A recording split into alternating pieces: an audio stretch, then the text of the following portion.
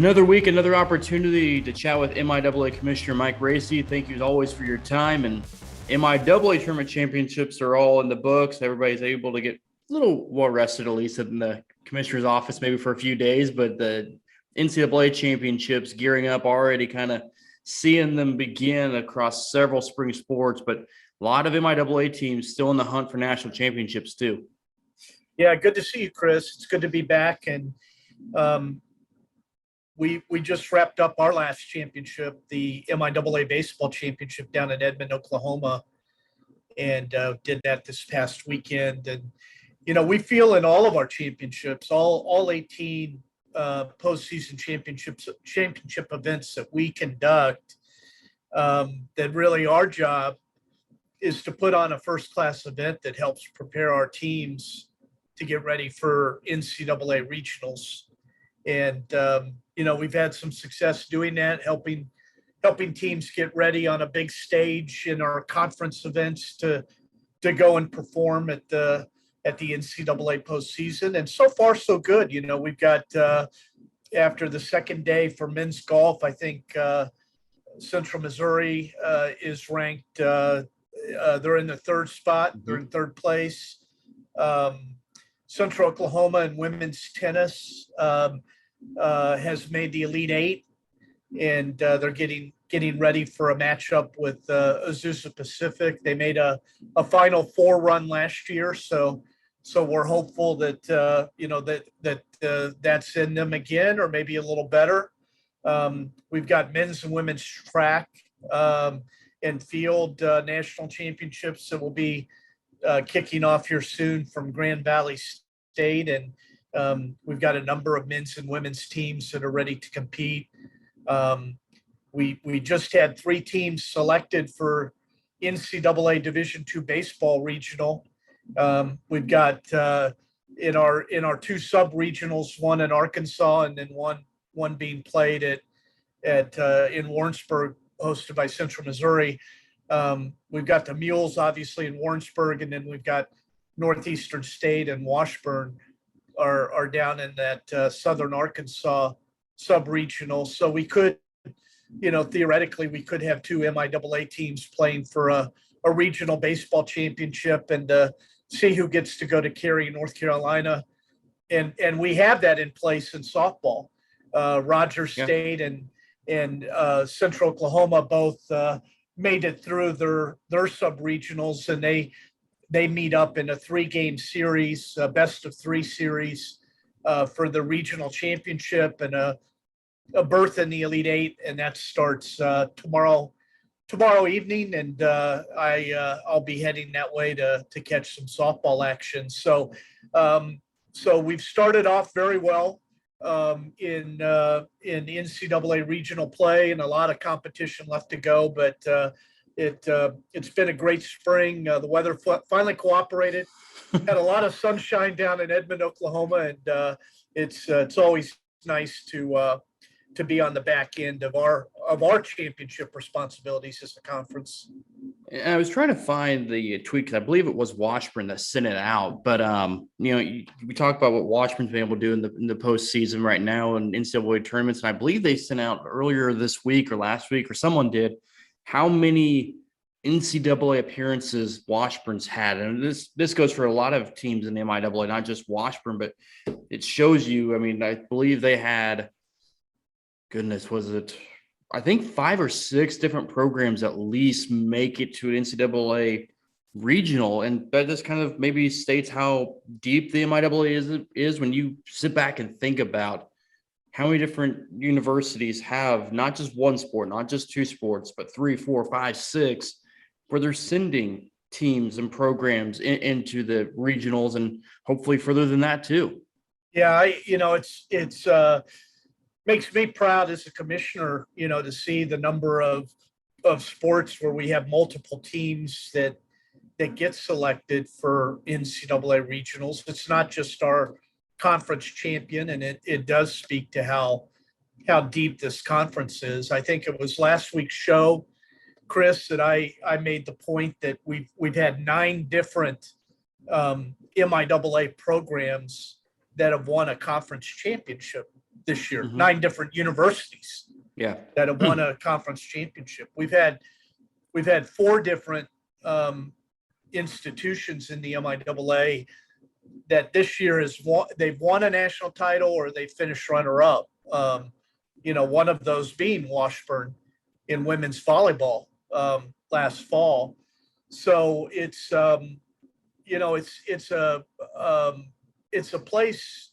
The MIAA is a place where it's not just 1 or 2 schools that win everything. It's really a conference where every school is competing or trying to be competitive in every sport they sponsor. And that doesn't happen everywhere in Division II. There are a number of institutions that pick 1 or 2 sports that they want to invest in. And the rest are there just to offer and to have students enroll and participate. It's not the case in the MIAA. Every one of our institutions recognize the sports that they offer. They've got to have great coaches. They've got to have great facilities. They've got to have investments in recruiting budgets and scholarships, and they've got to do that to be competitive in our conference. And those are the things that allow our schools to then go on and be successful at the national level. So it's something that I didn't help create. I inherited. I hope I'm doing some things as commissioner to keep those trend lines on the right trajectory. But it makes it fun being a commissioner when you've got such a successful league. Why do you think the MIAA is like that, in the sense of where it isn't just a focus on 1 or 2 sports, and it is, top to bottom? Like you said, it's not just 1 or 2 sports or 1 or 2 schools. There seems to be an active want to be good across the board, and not just, okay, we're just going to let this sport go to the side. These are the 3 that we're going to focus on. And that just come from a historical perspective of just, what the MIAA has been, or just kind of what the conference has kind of stood for several years now? Yeah, I think part of it's history. Certainly, our conference, we talked about this before, a conference founded in 1912, and more than half of the schools in our conference are older than that as institutions. So, there's a long history of great athletic programs at many of our schools, and that creates, I think, the second important part of this recipe, and that's a community that supports its intercollegiate athletic programs. And we see that whether we're talking about Warrensburg or Maryville or Topeka or Emporia or Pittsburgh, Kansas, or Kearney, Nebraska. You go down the list of communities that come out and support their teams, and it makes alumni and boosters want to give to the school to help build great facilities. It makes schools want to invest in getting the best coaches. It makes student athletes, when picking where they want to go to school, want to go to a place that is going to have people in the stands cheering and watching them perform. So, those are the things I think that really allow a conference like the MIAA to have success than maybe some other conferences out there. It's the history of our athletic programs, and then also the communities where our institutions are located. You talk about the support. This will kind of easily segue into the next topic too. Is, I remember us talking about the MIAA network back, I think it was before the school year, and kind of you kind of passed along some numbers too, of just how good the MIAA network has done this year, in a year that maybe we weren't for sure what we were going to get top to bottom across the board, with in person, still watching remotely. But it seems like the fan base is maybe grown, or just kind of found alternative ways to tune in and watch their schools, watch their favorite games, and the like too. Yeah. This year, Chris, we'll do more than 1,200 live sporting events on the MIAA network. Um, it was, during COVID, we really started to take a hard look at our network as being a place that a lot of our fans were comfortable gathering. Not everyone is as comfortable going back to a stadium with a large crowd or an arena with a large crowd. And we knew that the MIAA network, especially this year, was going to be a place that people would want to gather. So we did a couple of things different. We got some buy-in from all of the member institutions to broadcast more sports. In the past, it's always been football, basketball, volleyball, but a lot of our other sports, soccer, baseball, softball, tennis, if people weren't coming to watch it live, they weren't going to have a chance to see it. That's changed this year, and that's why we're over 1,200 live broadcasts. The other thing we did different, we changed the pricing structure. We got feedback from fans that they really wanted to see the MIAA network treated like many other subscription services, where you had a couple of options, either a month-to-month type of subscription or one payment where you're an annual subscriber and you get everything that the institutions are able to broadcast. And so we rolled those out, and it's been a very successful year.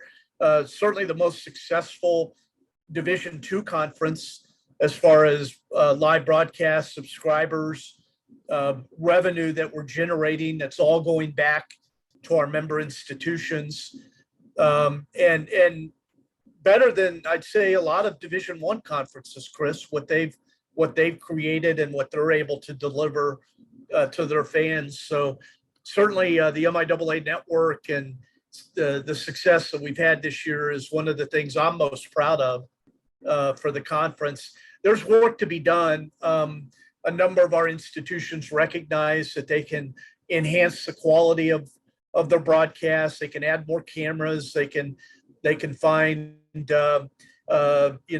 individuals that have a professional background in broadcasting that might help enhance or elevate a baseball broadcast or a softball broadcast. So certainly work to be done.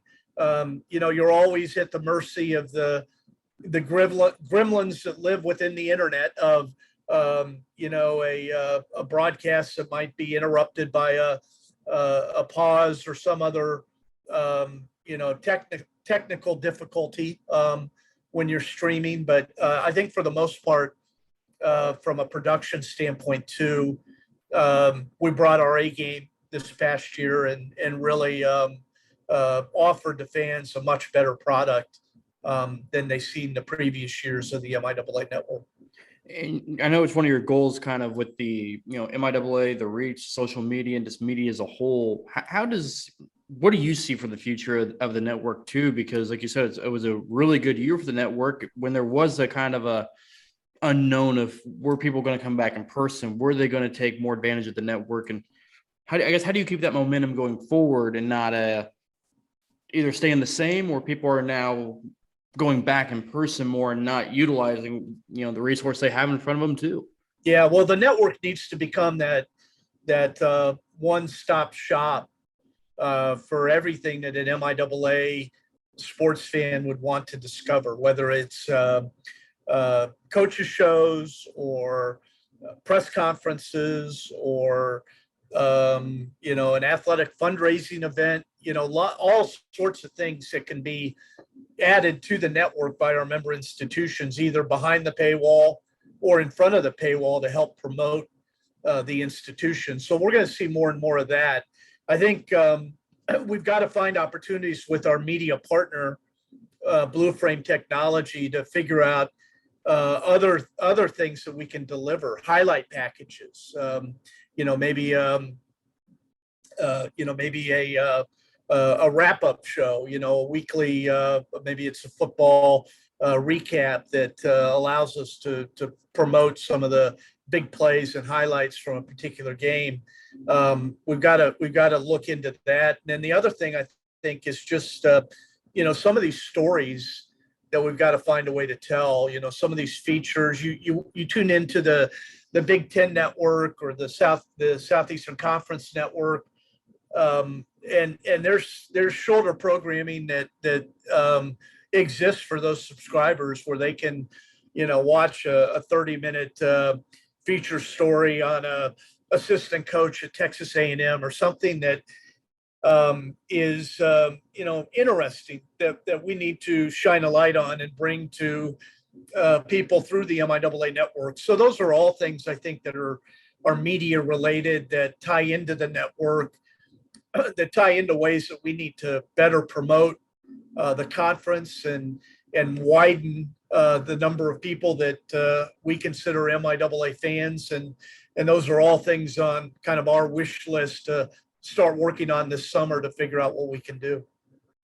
I know some of the other goals you have too for, you know, the next academic year moving forward too, is to best help out the MIAA institutions when there is so much unknown with the NCAA and what the rules and regulations are going to look like. That could be NIL, that could be a wide variety of topics. I guess just how do you take a look at that? Because that's we've talked about, it's a pretty wide picture of what could happen, and how do you guys decide what to narrow in on, or say, okay, this is where we start, maybe more than anything else? Yeah, so we really have to start with kind of the landmark, really earth-shattering decision by the Supreme Court last summer, the Alston case, a 9-0 decision that even though a decision on academic benefits at the Division I level,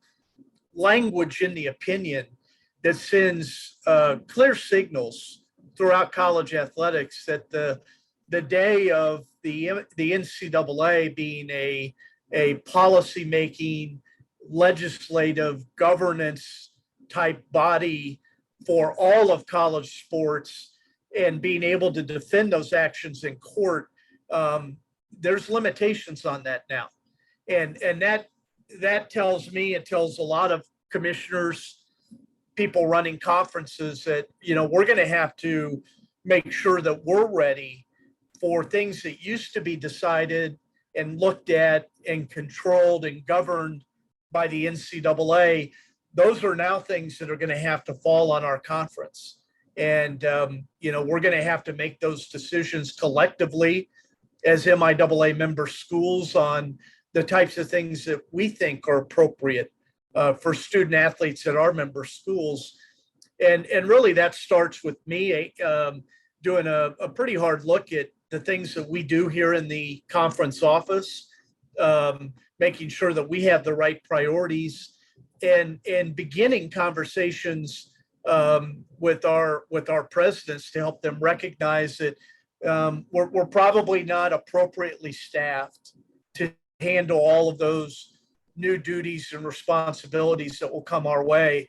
So we're likely to add a fifth staff member here in the conference office that would primarily be focused on the regulatory part of college sports, helping us from a governance, compliance, legal standpoint. And, you know, that's something I hope we're able to do this summer.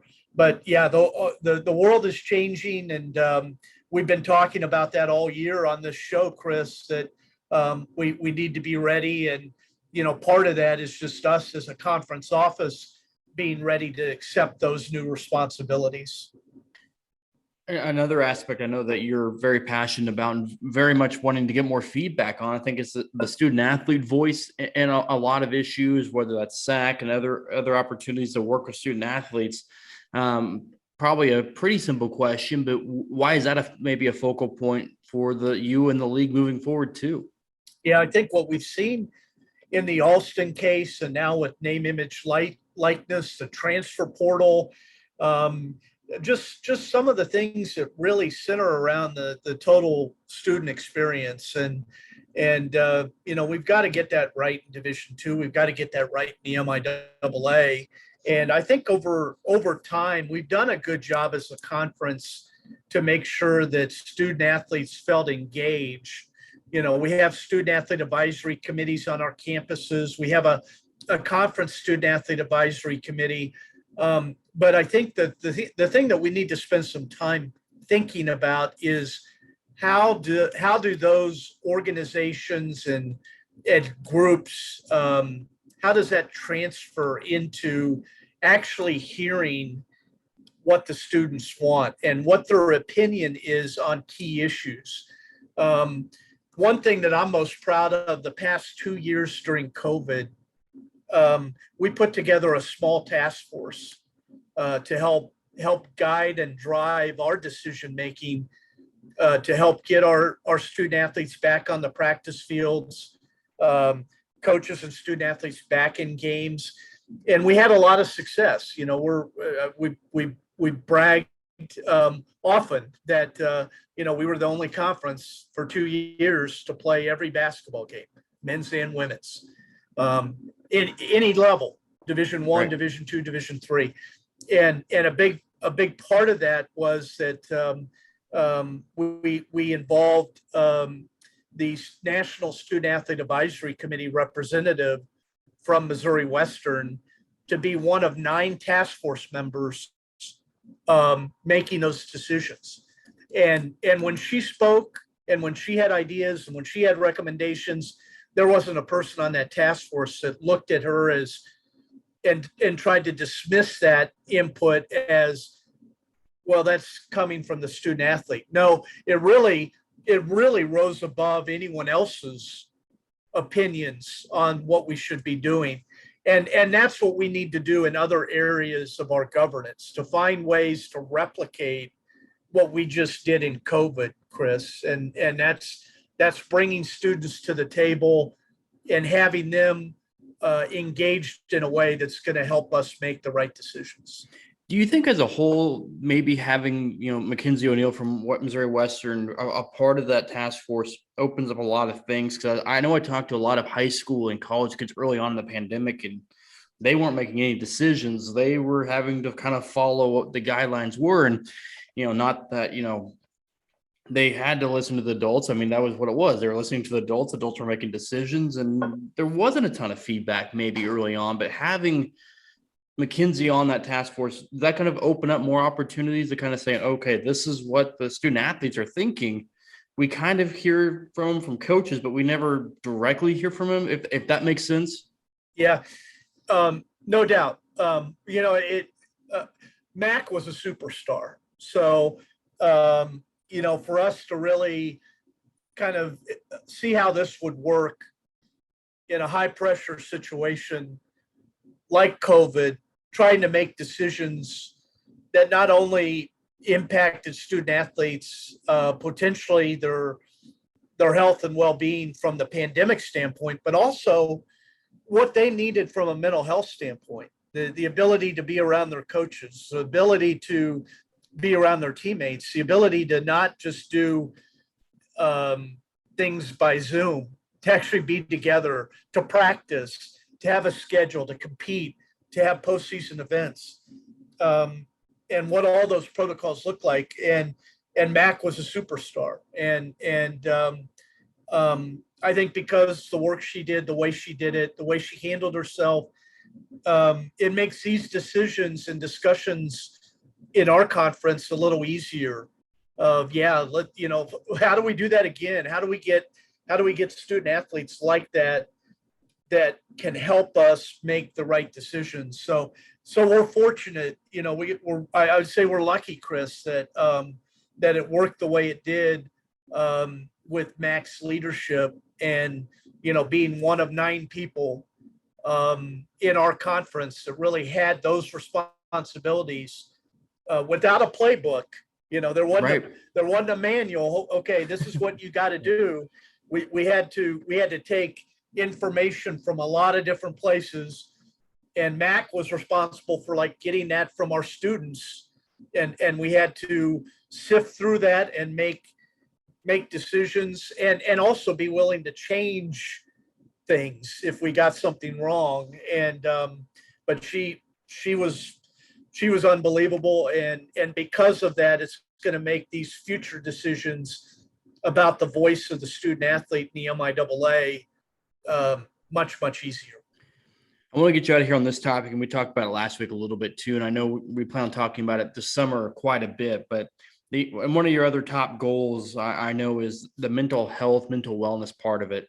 And I think hindsight being what it is, we knew COVID was going to be a lot on physically and like that part of, everybody's health. But I think mental health kind of came to light a lot in the last 2 years, especially with, like you said, student athletes not being around their team, being kind of ripped away from what they knew. And that happened to everybody to an extent too. But the mental wellness part moving forward now kind of feels like that's a huge priority for the league to kind of give the student athletes and coaches and everybody for that matter what they need too.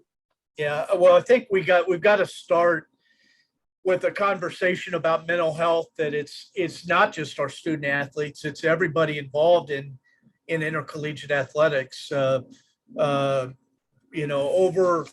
Overworked administrators and athletic trainers, stressed out coaches, stressed out commissioners, student athletes that have carried a burden on, being great and being excellent in everything, even during a pandemic. It's created a lot of anxiety and stress for everyone. And that's our first message, is that you're not alone. You might feel alone. You might feel like you're the only person in the world going through these things, or going through these stresses, or having these thoughts, but you're not. And that's what we have to work at as a conference office to member school, all the way down to connecting with every athletic administrator, athletic department employee, coach, student athlete, that we need to talk about these things. And there are professionals and resources on campus and in the community that can provide people the type of help they need. And we've just got to break through the stigma, Chris, that especially in athletics, that I'm gonna fight through this on my own. I'm gonna find a way forward on my own. I can do this. And people need to understand they're not alone. And everyone is interested in their well-being, and there are places that we can help people find the type of support and services they need to get better. Is that perhaps the biggest challenge? And I think it is for maybe everybody, not just in intercollegiate athletics, but to talk about it and say it's okay that, you're feeling this way, you're burnt out, you're feeling alone. Is that maybe one of the first hurdles that just as a conference wide to kind of get people to kind of, open up, or just kind of say, it's okay, we can talk about this, we can do this together. You're not fighting a battle all by yourself. There's people here to help you too. Yeah, and that's our job as a conference, is to find people that are willing to tell that story. They're out there. Heck, it's probably going to start first from the commissioner. And those moments where I've felt overwhelmed and anxiety attack, and the stress that comes with being in a position, whether it's commissioner or AD, that can be pretty lonely, and difficult decisions that have to be made, that again, there's no playbook or manual. You got to use your best judgment and hope you're right, hope it works out. So but that's going to be the success of our initiative. And it's not going to be a 1-year deal or a 3-year deal. This is an ongoing priority for the conference, to make sure that we're addressing issues related to mental health for those people connected to MIAA athletics. And it really starts from finding people that can tell their stories and help student athletes realize that they aren't alone, and through those stories help point them to the resources and the people they need to connect with. Absolutely. And we'll talk about this plenty more over the summer. I know we've been kind of chatting about maybe a special episode and kind of dedicating a lot of time to mental health and wellness along the way. And, just last 40 minutes or so, a lot of good stuff for the MIAA to look forward to as well. MIAA Network and just the goals that you guys have set. It should be a really good, start for the next academic year as well. I feel really good about our conference, and I feel, again, blessed as commissioner that I'm part of a conference in the league where people all seem to be on the same page and want the same thing. Everyone in our conference, Chris, believes that the experience of intercollegiate athletics can change lives. And we never want to lose that. However the NCAA changes, however, new challenges develop, we've got to go back to the principle of why we do what we do. And that's because we believe that the opportunity for a young person to come to Missouri Western or go to Northwest Missouri State or go to the University of Central Oklahoma and have an experience to be part of a team and to do something great, and through that develop skills that they'll use for the rest of their lives: teamwork, overcoming adversity, leadership, communication, all of these things that we want students to graduate with. We do that in intercollegiate athletics. And we put people in a position that if intercollegiate athletics didn't exist, I'm not sure where they'd find it. And we can't lose that. We can't lose why we do what we do. And I feel blessed to be part of a conference that everybody associated with the MIAA has that as their value and why they do what they do. I couldn't end this better myself. MIAA Commissioner Mike Racy, thank you as always. It's a pleasure. Really good conversation today, and I hope people really enjoyed it. You bet. Good to see you, Chris. Thank you. See you.